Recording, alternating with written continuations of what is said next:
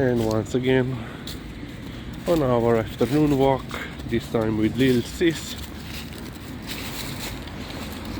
And Lizi, qua se dogaja. So basically another walk and talk, and this is like reply regarding one of the previous videos and the question regarding it. So the question was regarding the financing of the after-school activities. As I said in the previous video, the financing of schooling in general on primary and secondary level is responsibility of local communities, e.g.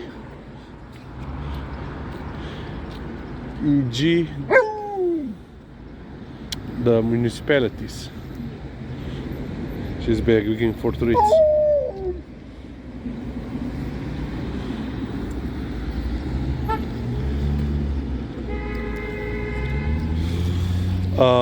So yeah, basically local municipalities have the complete control of the financing, but this financing, of course, must be done in accordance of the national law and of course other laws, not just regarding education but also regarding labor laws. And now we are coming to the after school activities. So because certain teachers, like teachers of certain subjects, they don't have a lot of hours, mandatory hours per week or per month, they need to supplement their hours by other means. So let's say if I believe we had 2 hours of history per week, there were 3 different classes in our grade, in our generation. That means 6 hours, and there were 4 years, so you have not nearly enough to mandatory 40 hours for full employment. And thus they have found a solution in extracurricular activities. So basically we have 2 kinds. One are so-called societies, kroshki, circles, which are usually run by teachers employed in the school, and the second are clubs, which are sports clubs that usually will rent space in school, school gym, sports hall, or whatever you want to call it, and they will then provide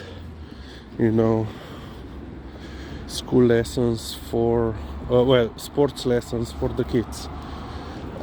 Usually it means that societies, circles, are free of charge unless they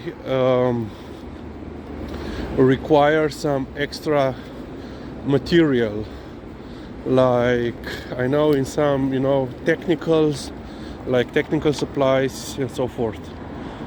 Unless the school has the means to provide such supplies, or has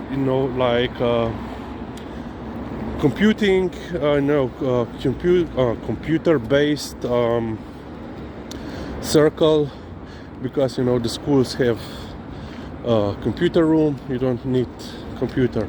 Or like in our case, we had In our case, we had, all the necessary equipment for, chess, chess boards, chess clocks, and so forth. Chess headboard, would that be? So, so that we could be taught about games using, the board on the wall. I don't know what would be correct word for that. And the same thing like for video photo circle, they had all the equipment, so you didn't have to pay anything. And basically the teachers that don't have enough, teaching hours, they supplement these hours with running these societies, circles, which are then considered as teaching hours. So, some professors, like usually are these specialized subjects as, biology, history, geography, art class, and so forth. They don't have a lot of hours like, maths or Slovenian language or foreign language like English, German, and so forth. So this is then financed through the school, through the local municipalities, and circle societies are in general or in majority free of charge, as I said, unless there are some specialized material required. On the other hand, clubs, sports clubs are usually for profit activities, and parents, guardians, they need to pay for their child to attend.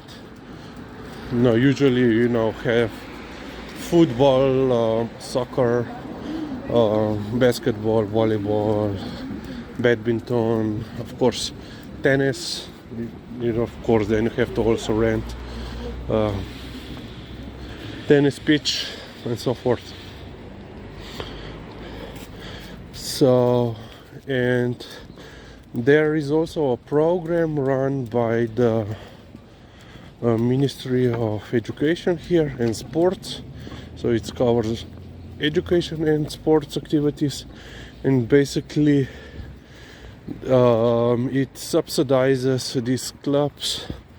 So the cost of let's say clubs that have that are utilizing school property is much lower than completely independent sports clubs.